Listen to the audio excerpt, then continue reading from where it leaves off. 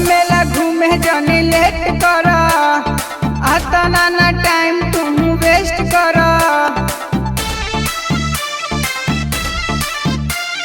चलो मेला घूमे जाने लेट कर, आता ना टाइम तुम वेस्ट कर।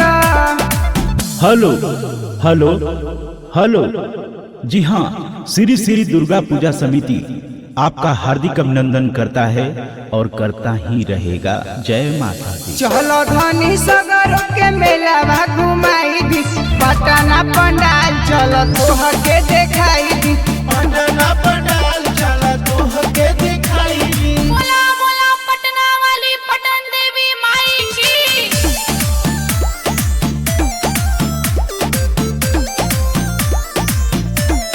म्यूजिक बाय निसार।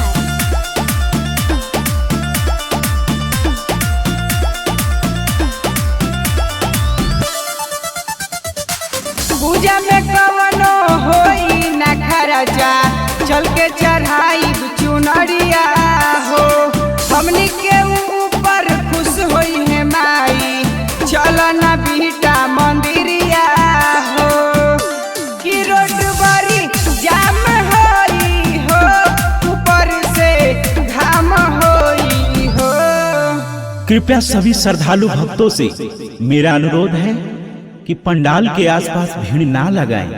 कृपया अपनी कतार में ही चले और माँ आदि शक्ति का दर्शन करें। जय माता दी। चलो धनी सगरों के मेला घुमाई दी, पटना पंडाल चलो तोह के दिखाई दी।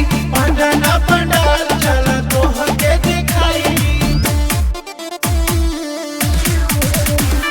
बोला बोला जोता वाली मैया की।